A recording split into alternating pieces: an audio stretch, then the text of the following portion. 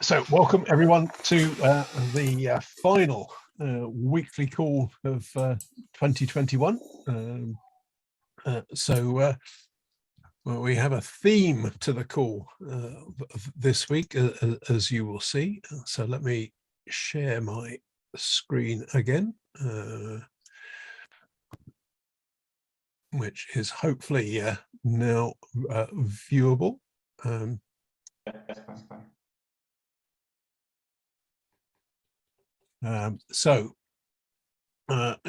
As you will see for the Christmas call, I'm going to spare no opportunity to ram home the theme. For the call, we're going to start with the Christmas charts. We're then going to do the much requested Ask Peter round. So rather pleasingly, Peter's on the call. So we'll see how he's managed to get on with the first request, which I suspect he may have forgotten about, but we'll find out.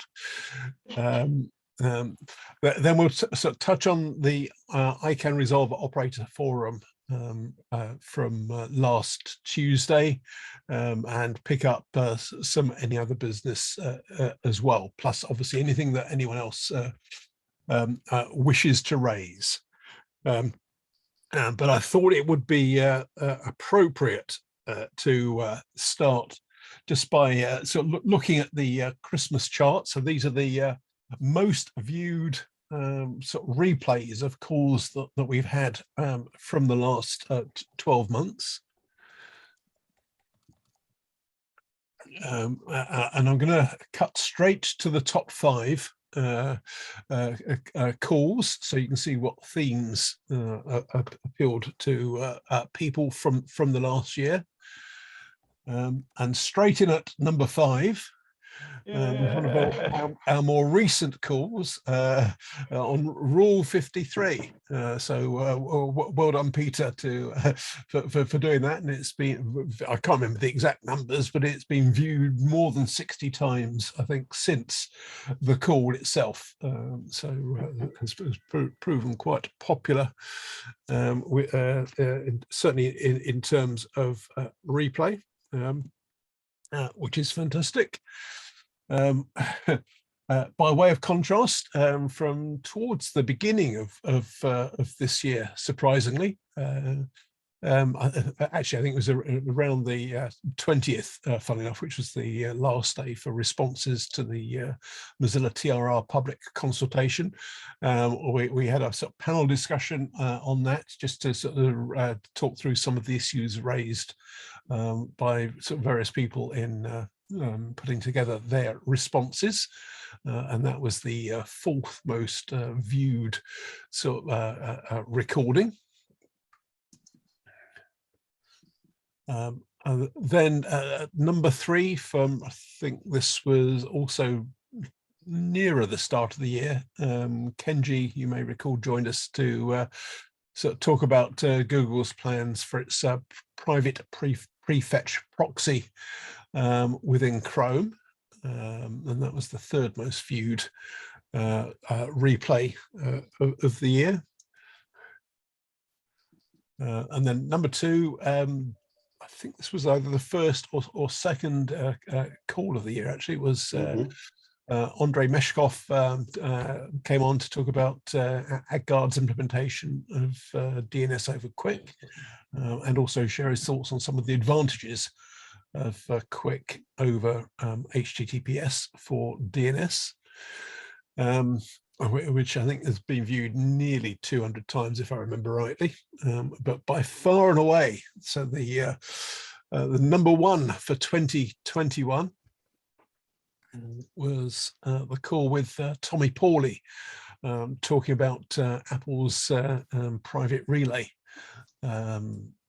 service, which we did mid-year, in fact, a few days after WWDC. So whilst it was still sort of newly announced, I think that's now had over 6 views. So it seems to be quite a popular topic for people to look back on since this year. So that's head and shoulders as the most viewed call of the year.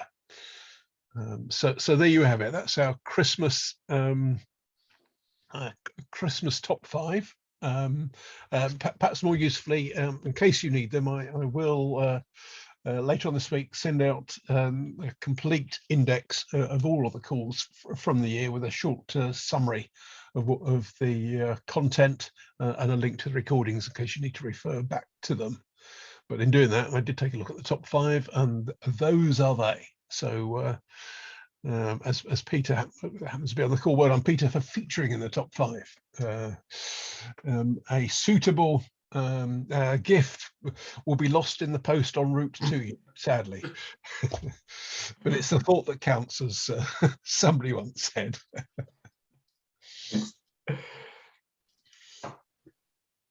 Really interesting.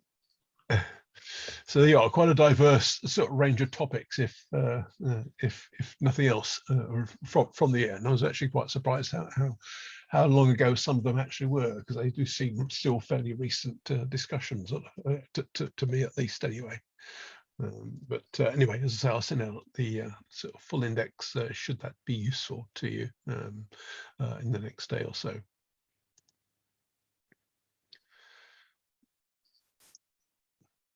That segues neatly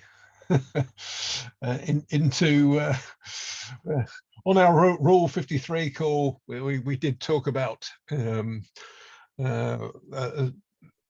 the many and varied uses of DNS, and I think Peter volunteered to take requests on the back of that. And I think the first one was to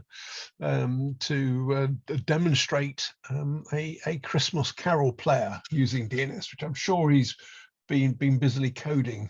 Yeah, sure. I mean, I've been working really hard on it, but due to unforeseen delays, due to COVID, it was COVID has unfortunately gotten in the way, so might have to wait until next year for that one. Supply chain issues. Yeah, supply chain issues. Staff have been off. It's been a really hard time for everybody, but you know, we're all working really hard this week. Yeah. Oh, and Log4j, of course, Log4j. Really, we were just nearly at the finishing up the Christmas Carol player, but then Log4j, what are you going to do? So yeah, no, I had totally forgotten about that. But I think it's technically possible. I think it would be fun to try and get that working, because the MP3 streaming over DNS using the DNS file system was such a crazy thing. It's like bonkers cubed, you know.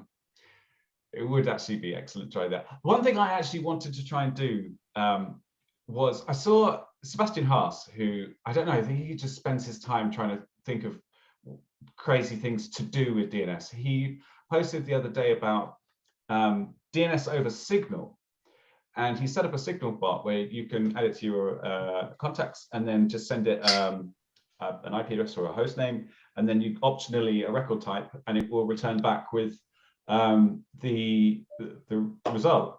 And it's really cool. Actually kind of useful in a couple of occasions. I can see it being handy. But it made me wonder about what other kinds of DNS over X that could be fun. A couple of years ago, Cloudflare did DNS over snail mail. No way. You post a letter to them and they would respond. And actually, they sent me a nominate a referral request for some .uk stuff. Wow. Okay, I'm going to try that. Isn't there an RFC for pigeon communication? Yeah. So maybe I could write out the protocol for DNS over that. And then do the file system. Oh no, it's getting too silly. And I'm sure I've heard of DNS over, is it Instagram or Twitter, one of the social media platforms? Really? That's cool. I'm certain there's also quite a bit of DNS based inside of steganographic messages for malware, right? They need to relay their pointers. somehow. So I'm guessing that the opposite is true. Well, DNS over images. We're thinking of making the first of those standards UK national standards to signify our independence from the world. Good, solid British DNS. That's what we need. Precisely. Yeah. Well, I've got 5 ideas, 5 things to look into here. So thank you for that. So no doubt they'll all be ready for our first call of the new year then, surely. Oh, stop doing this to me, Andrew, please. I've just found a web page about DNS over Forum as well, so I've just posted a link. Oh yeah, brilliant. Indeed, there is. It's on the in the chat there. So there's some Christmas homework for someone, which is always good to see. Keep you away from the Lego, Peter. You know, it makes sense. Well, it's a few more things to add to the Twitter thread and the crazy things people do with DNS. Next time I do the presentation, it'll be a bit longer. So we'll have to replace some of these things. Yeah, actually, there could be a whole section of DNS over something. I quite like to do my own because it seems like a fairly simple thing to put together, but I don't know. I'll have a go. Yeah, not forgetting that Alec Muffet is still working on and fine-tuning his sort of DNS over Tor, or DO over Tor even, just to give an extra layer of security, which seems to be working quite well and reliably from his last presentation. Oh, wow. If I recall, he did say I think the latency was about 250 milliseconds, but he said in most real-world uses that didn't really pose a particular problem from a user experience point of view. I'm not sure it's an implementation that browser developers will be looking at, but I think for typical uses, he seemed to think it was perfectly okay. Let's see, Killian is suggesting DNS over IPv6 extension headers. oh. That's. Are you having a bad day, Gillian? I suppose technically it would be possible, right? You could. Oh, I don't know. It's making my head hurt. Just for fun, I might post something to the IETF mailing list about DNS over IPv10 something to trigger several hundred responses over Christmas. That would be quite funny. Wait until April Fool's for that one. Right, let's revert back to our Christmas themed material. Since they exist, it seems rude not to use them. So perhaps more usefully, I know a number of us were on the ICANN Resolver Operator Forum last week. In fact, at least one person here was presenting on it, which seemed to be pretty content rich. Unfortunately, it wasn't recorded, as was, I think, mentioned towards the start of the session. I think the intent was to encourage a more open discussion, but in a way it was a shame because, as I say, it was content rich. So 2 things that I noted just by way of throwaway comments.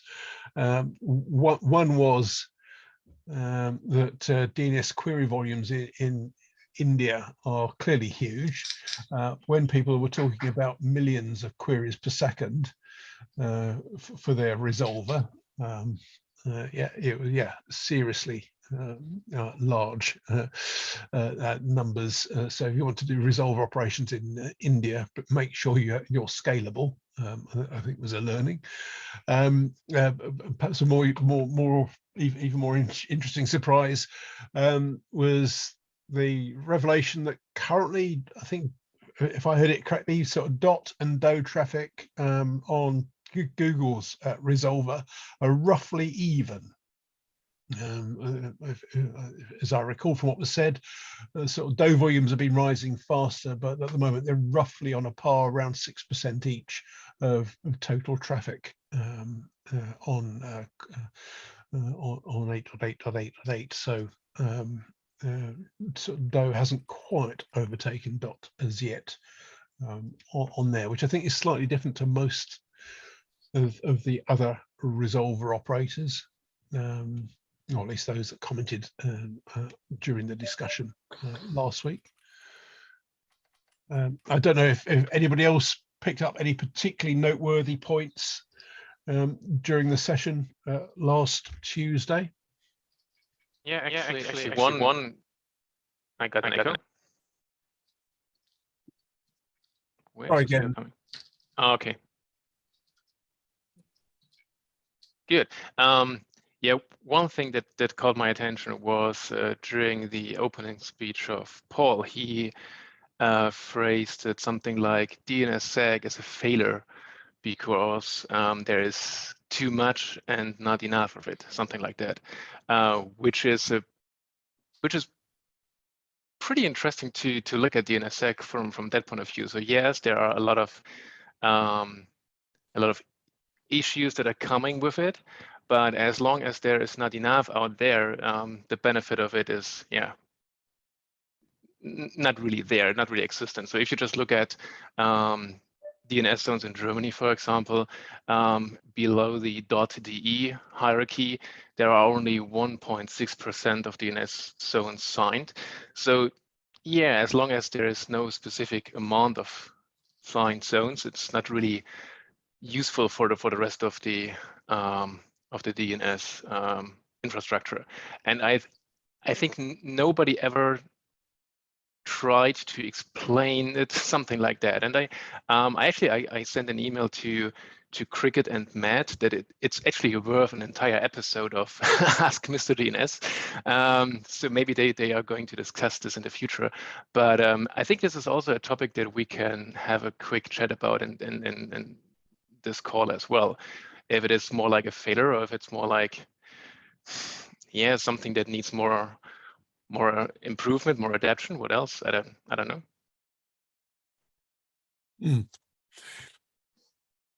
Yeah, sort of fair comment, as you say. Probably worthy of more detailed discussion on Andreas. Yeah, I forgot about that. Yes, because that came up, as you say, literally pretty much in the first few minutes, didn't it? Yeah. Of the session. Anyone else want either comment on that, or indeed anything else that you picked up on if you were participating in the session last week, just out of interest? Well,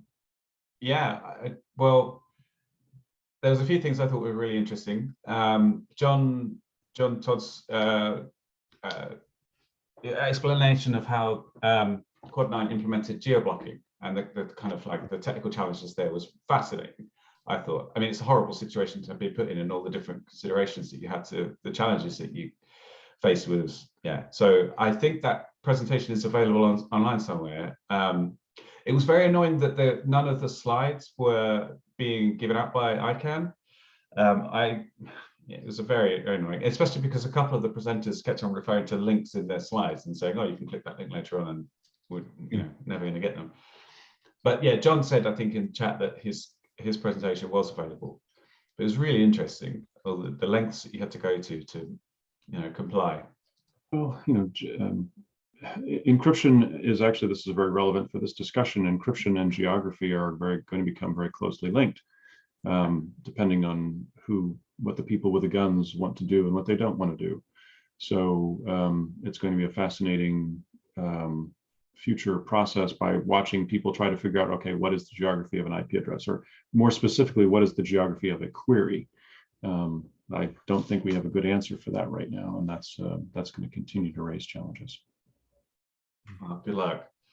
The other thing, I mentioned it in the chat, but the volume of geo, it's just mind-boggling. I have like 470 million customers or something like that, and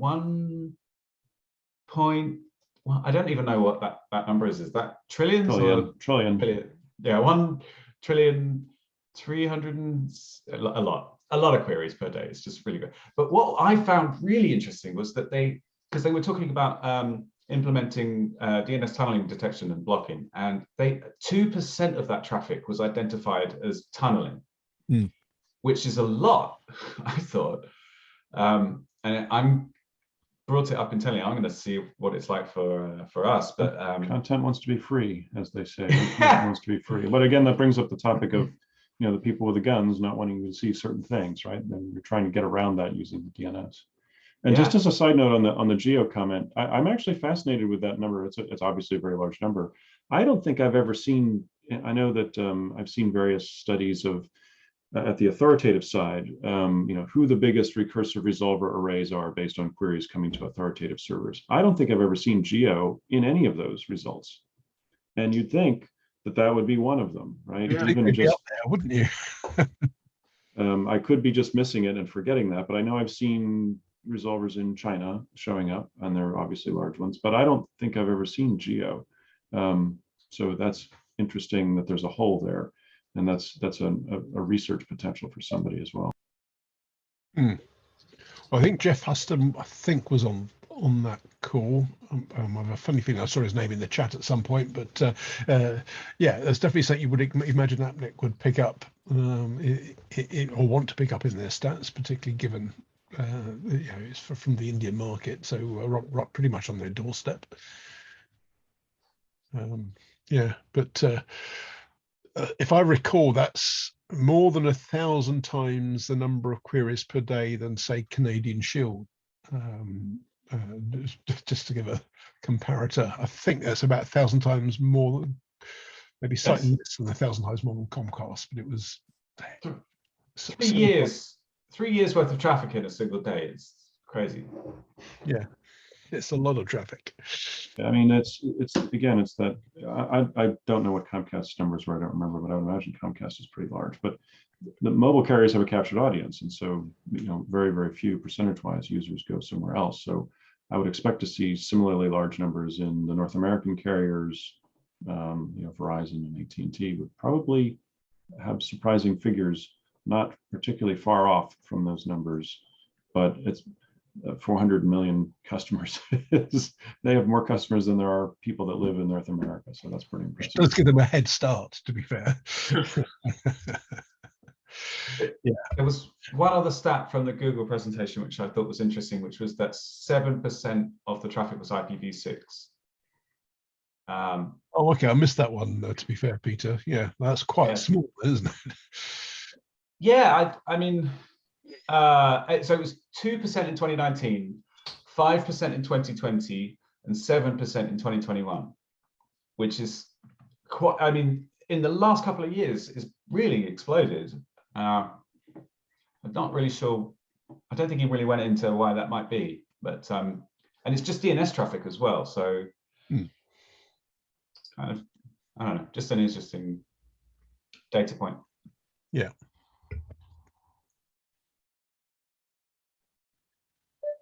And just in terms of just picking up on the comment, I can't remember who said it about the size not having been made easily available. I did drop a line to David and Paul and Adiel afterwards, offering to put any of the slides that people were happy to share on a web page, just to make them easy for people to download from one place. But I think they're reluctant to do that because they felt the discussion was more open because the whole thing wasn't recorded and there was no pressure for presenters to share slides if they didn't want to. So they're not keen to sort of create a page with them on, unfortunately. Which is a pity, because I thought there was some really good quality material there, and as what one of you said, with embedded links. So clearly, a number of the presenters are pretty happy to share them, including John. I can see, but never mind. Maybe if it's done again, people might be comfortable in making more of it a second time round.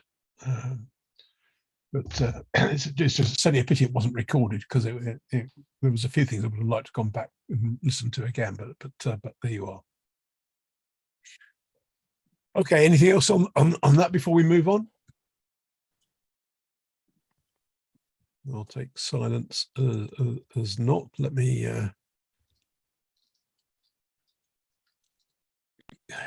go back to my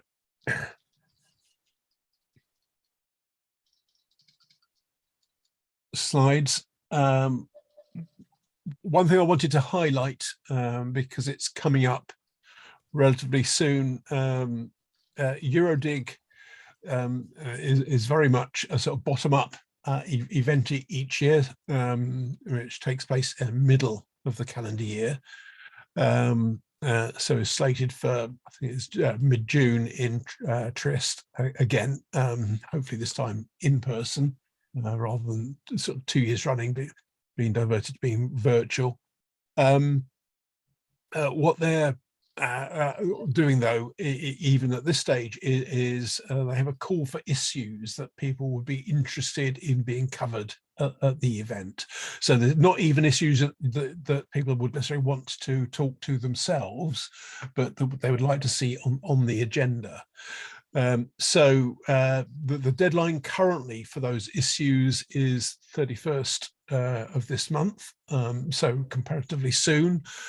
If it runs to what normally happens each year, that probably will be extended by a couple of weeks until mid-January, but clearly don't rely on that.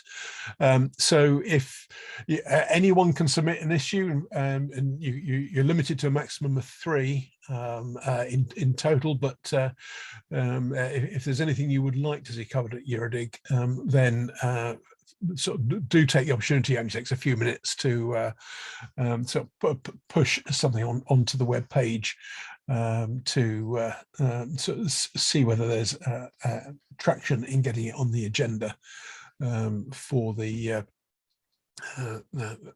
event middle of next year. At that point, I will stop sharing. See that Paul wants to share his screen. So you should be able to, Paul, I think. Yes, thank you. When I got the mail this morning, it was during a period of insomnia that caused me to be available for this call in the Pacific time zone. And coffee had just kicked in, so I wrote this as a potential issue. Is that one you've submitted already to? Yes, this is their response to me. Yeah, it's interesting that they wanted to know if I was male, female, etc. I suppose they have diversity goals. Anyway, this is what I wrote. It's nothing you guys haven't seen before, but as you say, it only took a few minutes. I encourage others to think about what they'd like to see discussed at the next year's Eurodig meeting. and as you may have seen, Paul, if anyone's looking for inspiration, you can look at all of the issues that have been submitted so far on the Eurodig website. So that's everything that's submitted is public. And what I think they'll do again this year is they'll run a workshop for anyone that wants to take part to discuss, prioritize, group, etc. The issues that are submitted, and start to construct a skeleton agenda for the event. So if anyone's feeling inspired, you can go beyond, if you wish, just submitting issues and actually sort of get involved in the development of the agenda itself for the event. In fact, they do try to look for new issues rather than covering the same stuff every year. Which I think is a good thing, assuming there's sort of 2 or 3 days worth of new issues each time to cover. Yeah, so anyone else that wants to, yeah, it's pretty painless to submit. And you only need a few sentences. It doesn't need to be a sort of fully worked up sort of presentation, abstract, etc. Just an outline of the issue as you see it. Okay. Right, that was that. Let me go back to my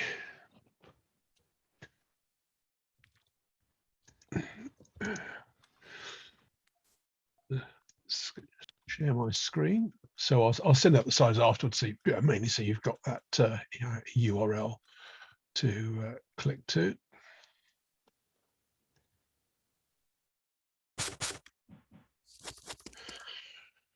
And then looking into the new year in terms of cool topics, the ones I'm going to sort of look to set up some calls on probably fairly early in the new year is to reprise something we've done previously a couple of times, which is to get together some people who are running resolvers to share their sort of latest experiences on supporting encrypted DNS, both in terms of traffic volumes, deployment issues, etc., etc. I think based on the ICANN session, I will reach out to Puneet to see if he'd be interested in coming on to maybe expand on some of the comments with regards Google's Resolver, and likewise one of the guys at Cloudflare, as well as anyone on this call as well. So because I know previously that's proven quite beneficial, just to sort of tease out some of the different experiences people have had. Also, I will see whether it's worth revisiting DNS over Quick, as it seems to be moving quite close now to finalising the standard. So it seems timely to take a look at that. And then also with Kenji, if he's willing to sort of join us to give an update on implementation of support for ECH and the private prefetch proxy, which I always have problems saying, support within the Chrome browser. As a fair amount of time has sort of gone since he talked about both of those previously, so it'd be interesting to see how that's developed and whether and how Google's thinking has evolved in the intervening time.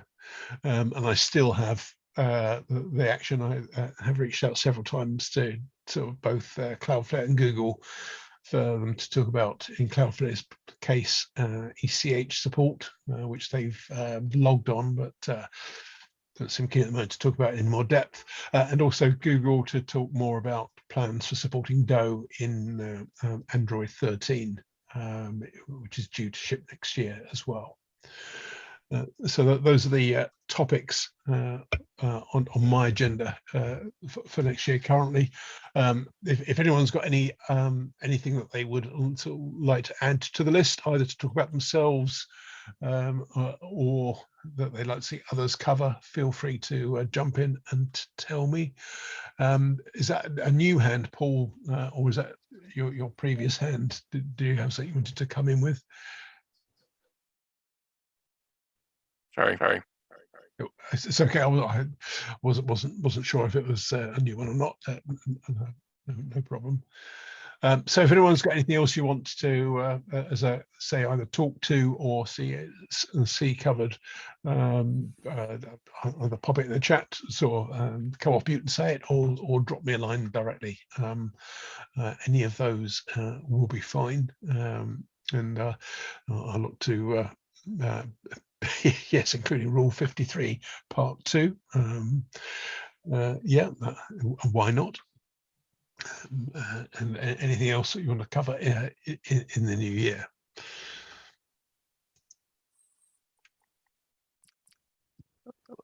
I guess if you want to talk about the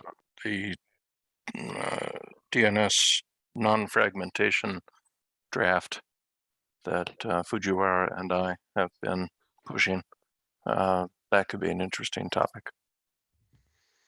Okay, just making out that, Paul. I do actually have one sensible topic to sort of mention briefly. So DNS filter is putting together a coalition of people to, in response to the Quad 9 lawsuit. And it's a bunch of DNS resolvers and other related companies or affected companies, potentially affected companies, who want to put together something to be a bit more official and try and just bring people together and have a kind of coordinated response. I just heard about it last weekend, but I think it's something that's going to get going pretty soon. So, well, certainly, I mean, John's already got an open invitation to talk about the sort of progress with the case generally, if he feels that's appropriate. But yeah, more than happy to have a slot on that as well, Peter. Yeah, it's good. I think there's some quite big companies involved. I don't really want to talk about the specifics too much yet because I'm not really sure what I'm supposed to say or not. But I think I should mention it to kind of just if anybody's interested in something like this, let me know. We're organizing it, but we're not trying to make it a DNS filter thing, more just an industry thing. So. Yeah, that might be a good topic to start the new year with, perhaps. Statement of intent. Yeah, well, when I know more, I'll get in touch. But yeah. We're pleased to not be doing this alone. Yeah, slightly unfair sort of fight. As I said, Sony Music's got a lot of resources, I suspect. Yeah. Yeah, well, as I say, more than happy to cover that, and indeed anything else anyone wants to throw in. So yeah, we'll hook up separately on that, and maybe if the time's right in early January, Peter, that might, in all seriousness, be a good topic to start with. Start to galvanize interest from across the industry. Yeah, great, thanks.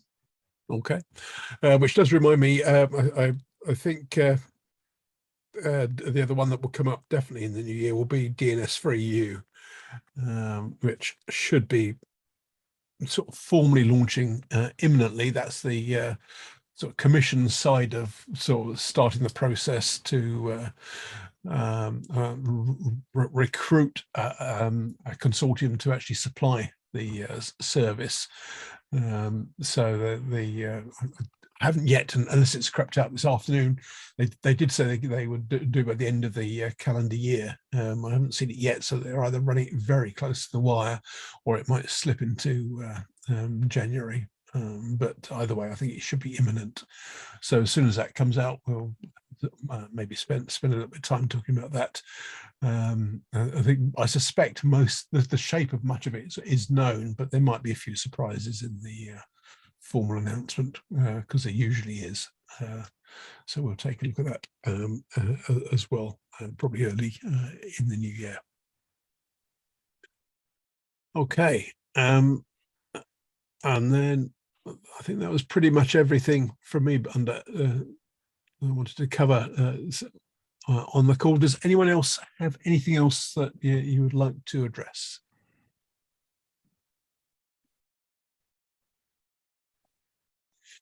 Your chance to sort of shout if you do. I should mention, by the way, that despite my shameless mention of send me your swag, I still only have the coffee cup from Andreas, so he's getting lots of airtime for the DDI user group. So if anyone's got any other suitable stuff, I feel like to change it occasionally for a different logo, just a bit to show balance. So Andrew, I'll make sure my colleague elsewhere in the building send you your tax bill properly. I am deeply touched, Simon. Good. I thought you might want to collect that. Yes, that's one of my jobs over Christmas, unfortunately. It's due by the end of January, as you'll be well aware. Right. Well, if that's everything, then I will. Since I did it, I will. Oh, go on. Sorry. One tiny last thing. Is that Echo still there? I would just like to say thank you, Andrew, because these weekly calls are really a highlight of my week, and there's such a great range of topics and people that you've managed to get to come and talk to us. I've got in touch with a bunch of really interesting people, and yeah, so thank you for all your hard work. Really appreciate it. You're very welcome. Definitely. When we do our little event twice a year, I know exactly how much effort it is to get a nice agenda together and to get in touch with people to present. And you're doing this completely for free for all of us. So thank you very much for that. And if you look into your physical inbox in the next couple of weeks, you should find something with a different logo, actually. Oh, okay. I should raise my. I forgot I had these. I got some very small mince pies. Which, Yes, thanks, Andrew. It's very much appreciated. Great work all year. Yes, thank you, Andrew, for the great work. Yeah, you're all very welcome, and well, it's fun to do once a week because it's good to see people, particularly at the moment where we're in grave danger of being locked away in our homes again. It would appear, but we'll see. But anyway, well, I hope. And we also have to appreciate your skill set that improved in PowerPoint. So it started with just PDFs that were shared, and today we had some animations and stuff like that. It was just, I see improvement over here. That's Andrew's gift to us for Christmas. It is. I've uncovered a rich vein of new PowerPoint templates, so I may be exploiting that more fully in the new year, I suspect. But in the meantime, let me then put up my last one just to,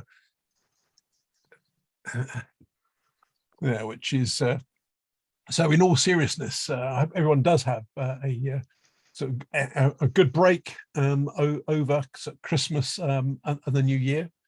You should be aware that we don't have calls over the next 2 weeks, unsurprisingly. So our next call will be on the 10th of January. So maybe we'll, if the sort of loose coalition, Peter, that you mentioned, if that's ready for prime time then, or to talk about, we could bring that up then. There's a topic that might be a really good thing to sort of kick off then, if that's appropriate. I can see Brett has got a Father Christmas about the right size for my mince pies. So, post it to you, I would. Yes, me and Father Christmas would like to wish everybody a happy Christmas and a great New Year. So have a fantastic break, everyone, and hope to see you again on the 10th of January. Fantastic time in the meantime. Bye all. Bye all. Bye all. Thanks. Take Bye, care. thank you very much. Take care. Have a good break. Thank you, Bain.